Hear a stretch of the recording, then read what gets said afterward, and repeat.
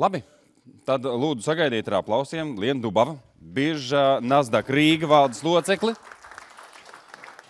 Un Liena ir cilvēks, kas regulāri skaidro gan emitentiem, kā labāk uzturēt attiecības ar saviem sadarbības partneriem, ko darīt ar informāciju, kā rūpēties par atklātību. Nu, viss šīs lietas, kas vai nu palīdz, vai nepalīdz nopelnīt. Jā, labdien! Esmu Liena Dubava, esmu Nasdaq biržas Rīgas valdes locekle. Un vienlaicīgi arī, kā jau valdes pareizi minēja, strādāju ar uzņēmumiem, kuru akcijas un kuru vērtspapīri ir kotēti biržā. Un, protams, arī ar ieguldītājiem, ar investoriem, kuri tad attiecīgi šos vērtspapīrus pērk. Dažas vārdus par Nasdaqu. Es domāju, ka visi no jums ir dzirdējuši šo nosaukumu, tāpēc īpaši neiedziļināšos. Tas, kas ir šeit Baltijā īpašs, tad mēs Baltijā esam izveidojuši vienotu tirgu, kas priekš jums investoriem nozīmē to, ka jūsu piedāvājumā ir vērtspapīri, akcijas, obligācijas, kas ir kotētas šeit Rīgā, kā arī tie visi vērtspapīri, kas tiek kotēti Viļņas un Tallinas biržās. Tātad ir vienota tirdzniecības sistēma. Jūs vienkārši caur savu banku varat šos vērtspapīrus iegādāties, par viņiem norēķināties un attiecīgi arī saņemt dividendus un visas pārējās darbības veikt. Daži skaitļi uz doto brīdi. Baltijas biržā ir kotēti 77 dažādi uzņēmumi, šo uzņēmumu akcijas. Uzņēmumi pārstāv visdažādākās nozares, dažādu lielumu. Saklasificēti uzņēmumi ir divos sarakstos, oficiālais un otrais saraksts. Oficiālā sarakstā ir lielākas kompānijas, likvīdākas, otrajā sarakstā nedaudz mazākas. Uz doto brīdi arī 72 dažādi parādu vērtspapīri kotēti biržā. Atkal ļoti dažāda lieluma kompānijas, dažāda lieluma emisijas ar ļoti dažādiem ienesīgumiem. Pastāstīšu nedaudz vēlāk. Šeit specifiski ir tas, ka lielākā daļa no šiem parādu vērtspapīriem, tieši korporatīviem parādu vērtspapīriem, ir kotēti tieši Rīgā.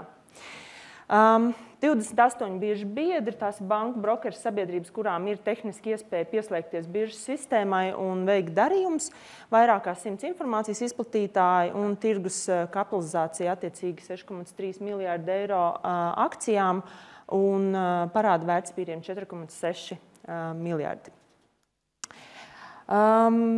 Runājot no investoru perspektīvas, jūs kā ieguldītāji varat pelnīt no akcijām divos dažādos veidos. Viens veids ir akciju cenas pieaugums, un otrs ir dividends. Ir uzņēmumi, kas ļoti aktīvi maksā dividendus, kuriem ir stabila dividendu politika un kuri to dara gadu no gada.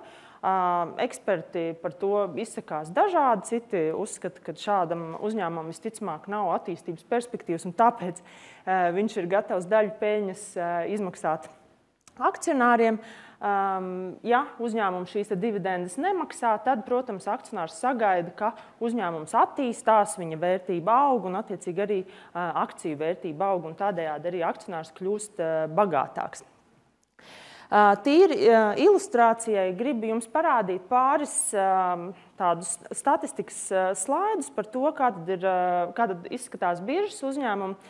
Un, ja mēs paskatāmies tādā 6 gadu vēsturē, tad pilnīgi pārliecinoši starp Baltijas uzņēmumiem līderis ir Olēm Farms, kura akciju vērtība ir pieaugusi. Es atvainojos, kaut kas te notiek. Pieaugusi ļoti, ļoti būtiski. Tālāk seko atsevišķi Viļņas, tad Lietuvas uzņēmumi, Stiklšķiedra un Saftehnika. Es neko nespiežu. Viņš vienkārši šķir tālāk. Un šeit labajā pusē var redzēt atsevišķi tikai Rīgas uzņēmums. Ienesīgums vai akciju pieauguma tempi attiecīgi ir salīdzinoši ātri. Lieli. Varbūt. Tad man ir jārunā ātrāk. Labi. Tālāk par tirdzniecības apgrozījumu. Jums kā investoriem noteikti ir svarīga arī šī likviditāte. Un viens no rādītājiem ir šis free floats, kas ir tad akciju skaits brīvā apgrozībā, kas katram uzņēmumam ir atšķirīgs un kuru noteikti būtu vērts pakontrolēt pirms jūs iegūdat akcijās. Šeit vēlos parādīt tādu apkopojumu par statistiku par tirdzniecības apgrozījumu tieši, jo arī tas parāda zināmā mērā to investoru aktivitāti, cik investors ir aktīvs pirkt un pārdot vērtspapīrus. Šeit līderi ir Igaunijas uzņēmumi. Igaunijas uzņēmumi arī izceļās ar ļoti lielu tādu privātu personu, tieši mazo investoru aktivitāti, kas arī tad ģenerē šo te apgrozījumu, un tad attiecīgi arī viņu free floati vai šie te akciju skaits brīvā apgrozībā ir lielāks. Tālāk gribēju parādīt divus piemērus par akciju emitentiem, kuri šī gada laikā ir nokotējuši savas akcijas mūsu biržā. Šie te uzņēmumi Linda Nektārs tad ir nokotējis akcijas alternatīvajā tirgū Tallinā un K2LT Lietuvā arī alternatīvajā tirgū. Par alternatīvo tirgu jums noteikti vienai daļai jau ir zināms, bet pamatā tirgi iedalās atkal divās tādās lielajās grupās. Ir regulētais tirgus, kas ir tāds Eiropas līmeņa regulēts tirgus, uz kur attiecās visas Eiropas direktīvas, regulas, prasības un tā tālāk. Attiecīgi arī vietējā Finanšu kapitāla tirgus komisija ir galvenais uzraugs šim tirgumu, un no tā arī izriet vesela virkne birokrātisku un administratīvu procedūru, kas šiem te uzņēmumiem ir jāievēro. Jums kā investoriem, protams, tas nozīmē lielāku caurspīdīgumu, lielāku piekļuvi varbūt tādai detalizētākai informācijai par šiem uzņēmumiem un tā tālāk. Alternatīvais tirgus, jeb kā mēs viņu saucam First North, ir, jau nosaukums sevi ietver to būtību, viņš ir alternatīvs, viņš ir biržas regulēts, uz viņu nekontrolē un neuzrauga Finanšu kapitāla tirgus komisija, to dara tikai un vienīgi birža.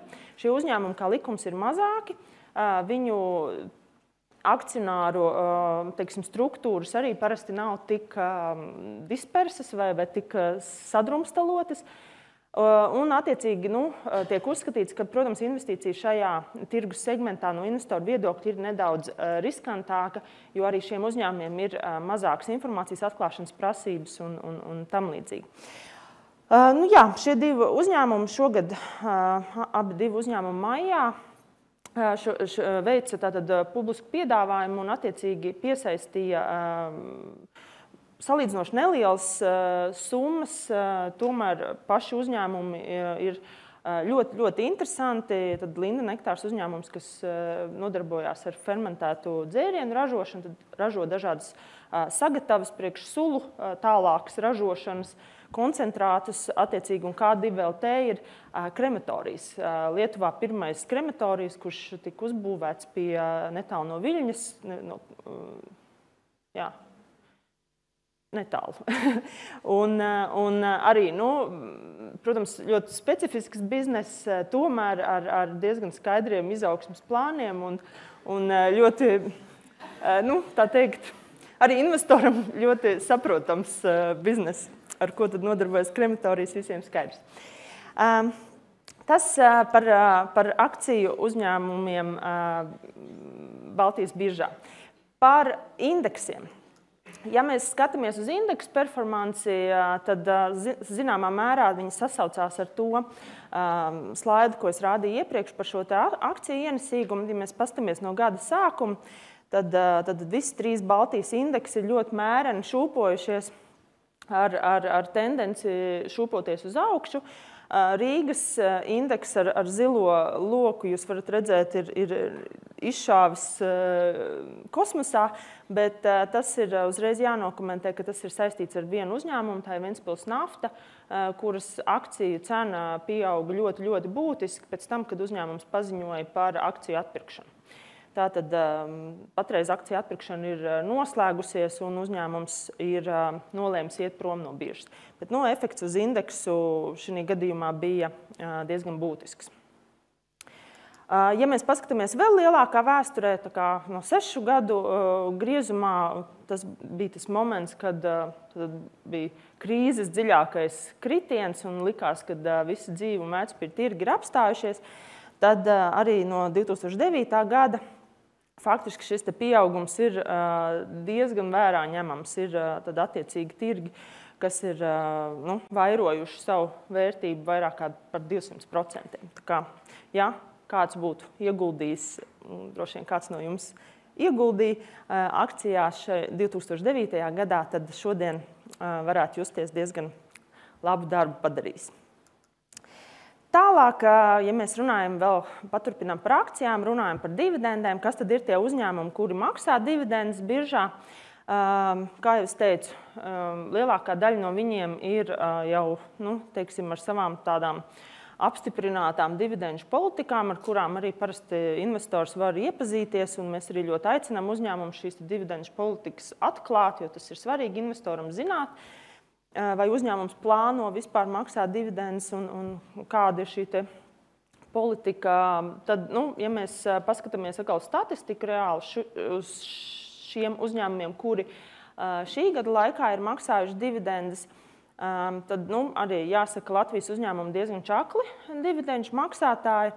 Ir skaidrs par Latvijas gāzi, kur jau vairākus, gandrīz gadu desmitus jau maksā dividendus ļoti regulāri, un tas ir saprotams, viņš ir liels infrastruktūras uzņēmums, kuram teiksim, tās pašu uzņēmumu izaugsmes potenciāls varbūt ir dažādi iemesli pēc ierobežots, tad šī dividenda ir tāda kaut kas gandrīz obligāti ir jāmaksā investoram, pretējā gadījumā tas nav, teiksim, labi. Ja mēs skatāmies uz ienesīgumu, tad šeit var redzēt Amber Grid kompāniju, kas ir gāzes operators Lietuvā, nodalītā kompānija no Lietuvas dujas savā laikā. Arī aktīvi maksā dividends, Grindex, Saftehnika. Atliek tikai izvēlēties. Tālāk, ja mēs pabeidzam par akcijām, tad pieķeramies parādu vērtspapīriem. Tad, kā jau es minēju, Rīgā īpaši parādu vērtspapīru tirgus ir ļoti aktīvs. Tam ir dažādi iemesli, kāpēc tas tā ir. Bet, protams, priekš investīciju investoriem šis fakts ir ļoti, ļoti pievilcīgs. Šeit es apkopoju tādu arī statistiku par kompānijām, kuru emisijas ir kotētas dotajā brīdī biržā. Tad šīs obligācijas ir pieejamas otrreizējā tirgu. Kuponu likmes attiecīgi sarindotas dilstošā secībā. Liela daļa no šiem uzņēmumiem, protams, ir finanšu jomā strādājoši uzņēmumi, tā skaitā šie ātrās kreditēšanas uzņēmumi, kuri attiecīgi arī pateicoties savai relatīvi augstajai peļņas maržai arī ir gatavi maksāt šo lielo ienesīgumu par šīm obligācijām. Un tad, attiecīgi, arī braucot uz leju, pēdējā rindiņā ir redzams Latvenergo, kas jau ir faktiski valsts obligācijai pielīdzināms instruments ar faktiski ļoti zemu riska pakāpi. Un šī gada vasarā Latvenergo izlaida savas pirmās zaļās obligācijas vispār Austruma Eiropā, kas bija tāds salīdzinoši liels notikums visā tirgū. Šeit vēl daži piemēri par kompānijām, kuras tieši šī gada laikā ir atnākušas kā jauni emitenti, jo liela daļa no tām kompānijām, kurām jau ir kaut kādas emisijas biržā, viņas periodiski izlaiž papildus un kotē, un tas ir tāds jau ierasts process, bet tāpēc mēs priecājamies īpaši par tiem klientiem, kas pirmoreiz nonāk biržā. Un šeit arī trīs kompānijas, kuras divas kompānijas ir kotētas Lietuvā, pēdējā ir Igaunijā. Arī šī gada laikā nonākušas biržā, varat redzēt aptuveni apjoms un kuponu likmes. Ja runājam par Rīgu, tad Rīgā šogad mums ir 2 pilnīgi jauni emitenti vai uzņēmumi, kur emitējuši parāda vērtspapīrus, tas Baltic International Bank un Baltic Dairy Board. Tad viena banka, attiecīgi otrs ir uzņēmums, kurš nodarbojās ar svaigpienu vairumtirdzniecību un plāno nodarboties ar piena pārstrādi. Un pavisam nesen LHV banka arī Igaunijā emitēja obligācijas. Arī obligācijām ir spēkā tas pats sadalījums starp regulēto un alternatīvo tirgu. Tad ir emisijas, kuras ir kotētas šajā alternatīvajā tirgu, un ir emisijas, kuras ir regulētajā tirgu. Jums kā investoram, ja jūs pārstāvat kādu profesionālo investoru vai institucionālo investoru, jūs attiecīgi zinat savus ierobežojumus. Visbiežāk ir ierobežojumi ieguldīt šajā alternatīvajā tirgu, dodot prioritāti šiem regulētā tirgu iekļautiem vērtspapīriem. Ja jūs esat privāta persona, tad, protams, jūs varat brīvi izvēlēties. Par resursiem ir pilnīgi skaidrs, ka tā mana izpratne ir tāda, ka jo investors vairāk vēlas nopelnīt, jo vairāk resursu ir tajā jāiegulda. Nav bezmaksas siers nekur. Un, ja mēs runājam par resursiem, tad šī gadījumā, vērtspapīru tirdzniecības gadījumā, tās noteikti ir zināšanas. Tas ir arī laiks, protams, kas jums ir jāpavada, ja jūs esat izvēlējušies pārvaldīt savus finanses pats. Tad tas noteikti ir laiks un tās noteikti ir zināšanas. Ir daudz jālasa, daudz jāanalizē, jābūt ļoti fundamentālām zināšanām finanšu jautājumos, lai spētu šos investīciju lēmumus arī daudz maz pamatotus pieņemt. Tāpēc birža mēs cenšamies darīt visu iespējamo, lai jums šo dzīvi atvieglot. Mūsu mājaslapā ir katram uzņēmumam pieejama tāda faktu lapa, kurā jūs ieejot varat iepazīties ar pašiem tādiem būtiskākajiem finanšu rādītājiem, tādu nelielu analīzi, kuru ir veicis Morningstar kompānija, un attiecīgi jau iegūt šo tādu sajūtu, kāds tad ir teiksim, tas potenciāls šai kompānijai vai šim konkrētam vērtspapīram. Jūs varat arī, ja jūs interesē kāds konkrēts uzņēmums vai konkrēts nozare vai varbūt konkrēts tirgus, Rīga, Tallina vai Viļņa, jūs varat caur mūsu mājaslapu parakstīties uz ziņām, attiecīgi uz savu e-pastu saņemt tikai to informāciju, kas jums interesē.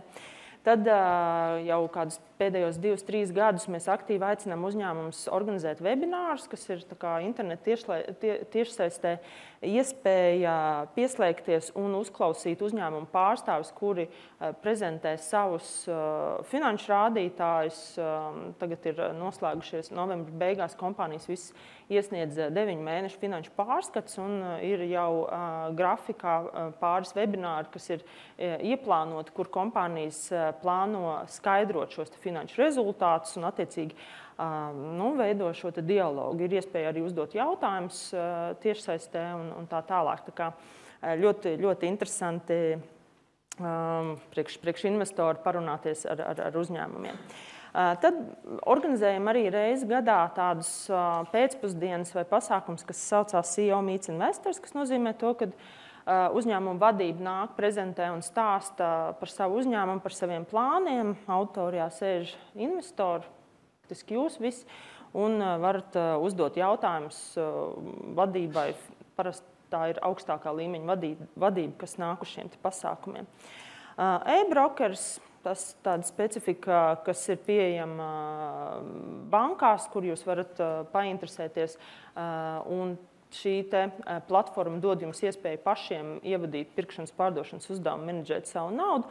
Un visbeidzot, portāls naudaslietas.lv, kurš ir vairāk tāds izglītojošs, kur ir dažādākas intervijas ar biržā kotētiem uzņēmumiem un ne tikai. Blogi, diskusijas, fórumi par to, kuri vērtspapīri tad būtu jāpērk, kuri būtu jāpārdod un tā tālāk. Tādai vispārīgai informācijas uzņemšanai ļoti, ļoti noderīgi.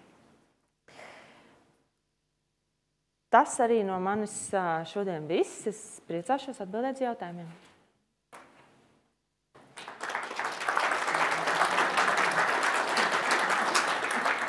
Sāksim ar iesūtītiem jautājumiem. Kā jūs komentētu bankas Citadela akciju publisko piedāvājumu? Jā, tātad piedāvājums ir atcelts, pārcelts pagaidām. Lai kaut ko vērtētu, ir jāsaprot tās būtiskākās lietas. Pirmām kārtām šī publiskā piedāvājuma norisi ietekmē milzumu daudz faktoru. Tas ir atkarīgs, brīžiem liekas, gan no dabas apstākļiem, gan no visādiem ģeopolitiskiem notikumiem, kas notiek mums apkārt, mūsu reģionā. Tālāk jau nozare, konkrēts uzņēmums, uzņēmuma akcionāru struktūra, šis te IPO stāsts, ko tad uzņēmums ar šo naudu darīs un tā tālāk un tā joprojām. Bet visbeidzot, un pie kā arī parasti klūp liela daļa uzņēmumu, investoru un akcionāru, ir šis te cenas noteikšanas tā teikt, process. Attiecīgi skaidrs, ka esošie uzņēmuma akcionāri vēlas pārdot uzņēmumu iespējami dārgi, kamēr investori par viņu ir gatavi maksāt vēlams iespējami maz. Un, ja šīs intereses nesakrīt, tad arī darījums nenotiek. Tas tik vienkārši. Labi. Vēl kāds jautājums no zāles, lūdzu? Ļoti labi. Tādā gadījumā mēs aicināsim mūsu auditorijas advokātiem arī teikt kādu vārdu. Mikrofons, kur mums ir? Mikrofons? Mārs Vainovskis? Nē, mums redz ir tiešraide, ja? Un mums vajag, lai skaņa iet tiešraide. Jūs jau man pazīstat, man patīk uzdot jautājumus savukārt. Tā teikt, atprasīt tēmu. Jā, es esmu Mārs Vainovskis, es esmu zvērnāts advokāts, advokātu biroja Everšets Bitāns. Un tiešām es tāds riktīgs praktiķis, tā kā jūs man varat arī uzdodiet jautājumus un tā, bet kopumā vispār tāds neliels komentārs par skaidrs, kad visi šie riski, tie biznesa riski un valūtas riski un tirgus riski, tie ir tie, kas, kur īsti nezinu, kas notiks. Ja mēs visi zinātu, kur tieši ieguldīt, tad jau mēs nenāktu uz šito fórumu. Bet ir kaut kādi riski, ir kaut kādas lietas, kas no mums pašiem ir atkarīgas. Ja? Protams, ka tā ir mūsu izvēle ieguldīt vai nē, kuru platformu izvēlēties, to paši investori izvēlās, kā arī to juridisko pusi. Lūk, tas ir tāds risks, kas ir principā pašu rokās. Ja? Tā ir tāda lieta, kas ir apzināšanās, kas ir situācija, kur es pats varu vadīt. Ja? Un lūk, tas ir beidzot tas viens no tiem riskiem, ko mēs varam vadīt. Un tad varbūt drusku vēl par to apzināšanos, tad atprasot vielu. Mums bija divi ļoti interesanti instrumenti. Mums bija akcijas, ja, un mums bija parāda instruments obligācijas. Kāda ir galvenā atšķirība? Ja mēs tā skatāmies, tāda būtiskāka atšķirība. Ja es pērku akcijas vai ja es pērku obligācijas. Tas ir jautājums zālē, ja? Tas ir zālē, jā. Kurš kāds vai tāpat no vietas. Vai viņi vispār ir sapratuši, par ko mēs te runājam? Jā. Tāds jautājums, jā. Droši, kāds var paskaidrot? Varbūt, jā, kāds var izskaidrot. Jā, redz, kur aizmugurē tur, lūdzu. Jā. Tātad obligācija gadījumā mēs nekļūstam, mēs aizdodam naudu un par to tātad saņemsim procentus un mēs nekļūsim par šī uzņēmuma nekādu akcionāri. Ja mēs pērkam akciju, tad šī gadījumā tas ienākums varētu būt peļņas veidā un mēs būsim kā līdzīpašnieki. Jāsaka, pilnīgi precīzi, jā. Lūk, tā ir tā starpība. Un kādi tad juridiskie riski no mums tā izriet? No šiem diviem pilnīgi precīzi. Ja mēs ejam iekšā kā īpašnieks, tad mēs esam īpašnieks. Ja tas uzņēmums, ja tā uzņēmuma vērtība krīt, ja ir slikts bizness, tad mēs arī kā īpašnieki tad ņemam to īpašnieku risku un, teiksim, maksāt nespējā. Īpašnieks, kur ir īpašnieks, ir pats pēdējais, kurš dabūna apakaļ naudiņu. Savukārt, ja mēs pērkam obligācijas, mēs aizdodam naudu šim uzņēmumam. Mēs nekļūstam par īpašnieku, mēs kļūstam par kreditoru. Līdz ar to, ja mēs esam aizdevuši naudu, tur ir tādā ziņā, riska ziņā, kuram tad ir lielāks vai mazāks risks, ka mēs esam kreditors vai ja mēs esam īpašnieks. Tas jums pašiem jāapdomā, jā. Lūk, skaidrs, kad var arī būt, kad neatdod kredītu, jā, bet tas jau ir tad visa uzņēmuma defaults, tā jau ir nopietna situācija. Un turklāt tie uzņēmumi, kas iet biržā, viņi ir, tomēr izgājuši vairākiem sietiem cauri, un līdz ar to, principā lielāks risks, tad jūs paši saprotiet, kur ir. Ja? Nu, lūk, arī, ko es vēl gribēju pateikt. Nu, kas apliecina, ja? Kas vispār ir šitās obligācijas un akcijas un tā tālāk? Tas ir vērtspapīrs. Nu, kur viņš ir tas vērtspapīrs? Ja? Nu, senos laikos, kad Amerikas biržas izdeva, tad viņi izdeva, starp citu, no kurienes tas kupons ir radies. Ja? Nu, it kā jau varēja nosaukt normāli, vai ne pa procentiem, bet sauc obligāciju procentu likmi sauc pa kuponiem. Ja? Tāpēc, ka Amerikā savulaik izdeva tāds liels tāds plakāts, un tad tu katru ceturksni vai pusgadu noplēsi tādu mazu kuponiņu un gāji uz banku, un pret to tev deva procentus pretī. Lūk, tā tas kupons ir radies. Bet tāpat procentu likvien ir. Bet šobrīd jau mums nav tīri tādi kā papīri vai no kur var noplēst kuponu un tā tālāk. Visi šie vērtspapīri ir kādā pamatā, viņi ir dematerializētā formā. Un ja jūs vēlaties individuāli nopirkt šādu vērtspapīru, kur šis vērtspapīrs atradīsies? Kā jūs zināsiet, ka tas ir jūsējais? Kādi priekšlikumi? Depozitārijā. Tas arī ir viens variants, jā, ka depozitārijā stāv tāds sākotnējais reģistrs, tas jau tāds advancēta atbildi būtu, jā, tur atrodas vērtspapīrs sākotnējā reģistrā, un tad viņus vēl var kaut kur pārvest, bet kas ir visdrošākā vieta, kur investoram var atrasties vērtspapīra akcijas? Advokātu birojā vai? Tas arī variants, bet tad vajadzētu advokātu birojiem veikt vienu darbību, ja, lai advokātu birojas varētu turēt. Kur mēs turam vērtspapīrus? Kur akcijas ir? Viena droša vieta.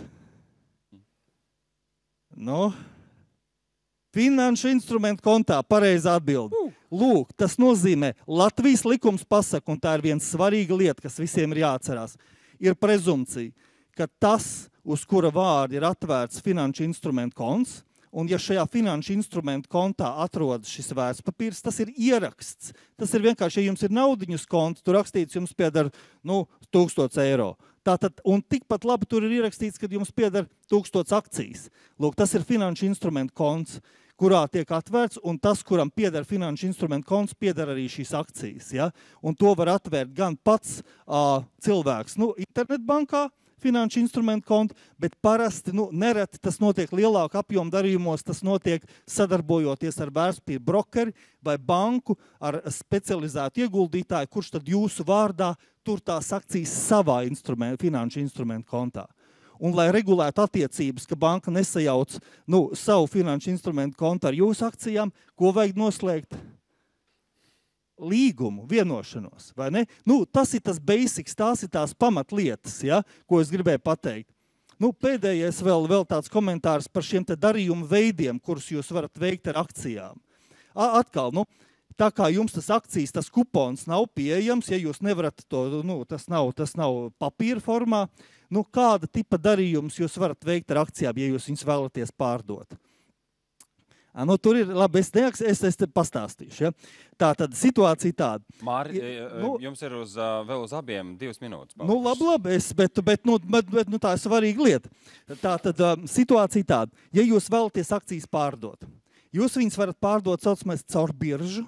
Tas ir tas biržas darījums, jūs uzliekat to pārdošanas loti, un tad, ja kāds ir, tad pērk pretī.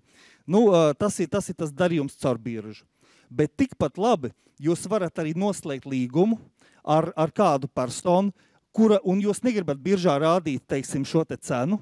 Jūs varat noslēgt arī vienkārši vienošanos līgumu, veikt pārskaitījumu no viena finanšu instrumentu konta uz saņēmēju finanšu instrumentu kontu, un tad šis pārskaitījums tehniski saucās FOP, Free of Payment, bet šis te maksājums tiek veikts jau, viņš var arī notikt pārskaitot naudu nevis finanšu instrumentu konta ietvaros, bet cita veida, teiksim, darījums pārskaitīt no viena konta uz otru, kas nav saistīts ar finanšu instrumentu kontu. Un jāatcerās vēl pēdējā lieta, ka finanšu instrumentu konts vienmēr ir saistīts ar naudas kontu. Proti, kāpēc vajag naudas kontu finanšu instrumentu kontam līdzi?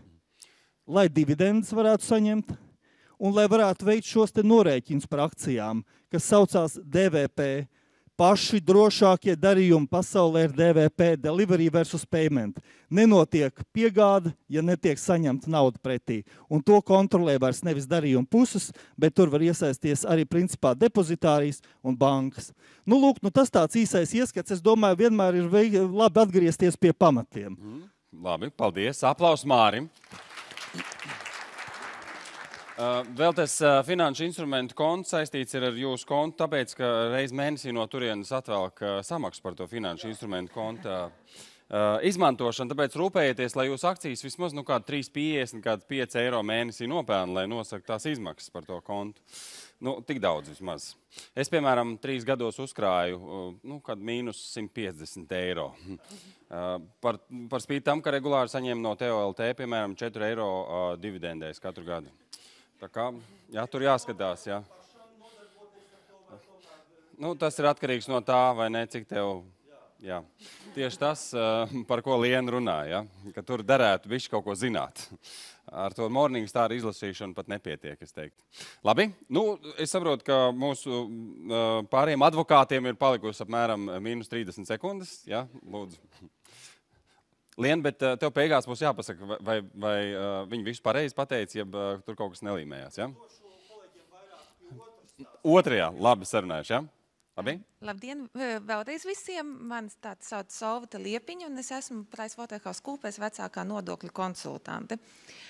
Es neaizņemšu daudz laika, jums diezgan garlaicīga tēma, kas ir nodokļi, bet, diemžēl tā sliktā ziņa ir tāda, kā savulaik Franklins Roosevelts teica, ka ir 2 lietas, no kā mēs nevaram, diemžēl, izvairīties, tā ir nāve un nodokļi. Tā kā ar nodokļiem, diemžēl, katram no mums ir jārēķinās. Un ar nodokļiem ir jārēķinās arī gadījumā, kad jūs gūstiet ienākumu no šeit aprakstītajiem, apstāstītiem vērtspapīriem. Kas ir tās galvenais, kas jums ir jāatcerās šajā gadījumā? Šeit jau tika pieminēti, kādi tie galvenie ienākumu veidi, ko jūs kā ieguldītājs, un šajā gadījumā es runāju par privātu personām kā ieguldītājiem. Kādus ienākumu veidus jūs saņemsiet no darījumiem biržā?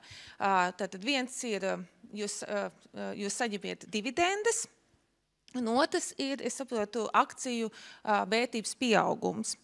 Un šeit man ir jāuzsver, ka no nodokļu viedokļa jums ir jāatcerās viens termins. Tātad jums ir ienākums tiks uzskatīts kā ienākums no kapitāla. Tātad priekš nodokļiem šis būs ienākums no kapitāla, kas ir apliekams ar nodokli Latvijā, tie ir 10%. Bet, teiksim, labā ziņa varbūt ir tāda, ka jūs tā tīri praktiski to iespējams lielākā daļā gadījumu variet neizjust tīri no maksāšanas sloga viedokļa, jo šis nodoklis jums tiks automātiski ieturēts tajā brīdī, kad ienākums tiek izmaksāts. Tātad tajā brīdī, kad naudiņa ieripos jūsu kontā, principā tā būs par 10% mazāk nekā jums ir aprēķināts ienākums. Vēl viena lieta, kas jums ir jāatcerās, ja mēs runājam par akciju vērtības pieaugumu, tad automātiski akciju vērtības pieaugums jums neradīs nekādas nodokļu sekas, kamēr vien netiek izmaksāts fiziski ienākums, tikmēr nekāda nodokļa jums netiks aprēķināti. Un jāatcerās arī ir tas, ka neatkarīgi no tā, kur šis ienākums, teiksim, virtuāli radies, ja jūs esiet pastāvīgi dzīvojoši Latvijas iedzīvotājs, un atkal jāpiesauc nodokļu terminoloģija, ja jūs esiet uzskatāms par Latvijas nodokļu rezidentu, jums būs jāmaksā nodokļi šeit Latvijā. Bet tad sīkāk par tiem gadījumiem, kad jums ir jāmaksā arī par ārvalstīs gūto ienākumu, to es šobrīd neiztirzāšu šeit, un to mēs varam arī pie kādas citas tēmas pieskarties. Bet tas ir viens, kas jums varbūt uzreiz ir jāpatur prātā. Cik es saprotu, tad bieži piedāvā arī ārvalstīs emitētus vērtspapīrus, bet pārvaldītāja sabiedrība ir Rīgas birža. Vai ir dažādas situācijas.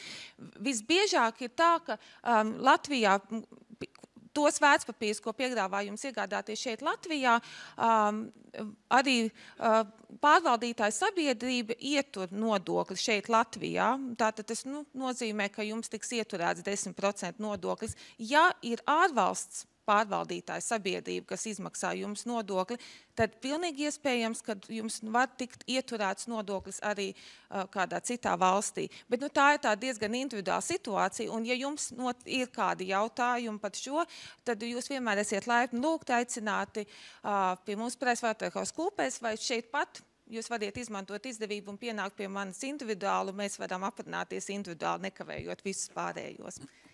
Paldies! Ja nezinu, vai ir laiks jautājumiem, bet paldies jums! Klaus mūsu pasniedzējiem, lūdzu. Liena, pirms pabeidzam šo sekciju, viens jautājums. Pirmais solis. Mēs tagad ieinteresējām, izstāstījām, visi ņemam vērā, naudiņa ir, varētu sākt kaut ko darīt. Pirmais solis.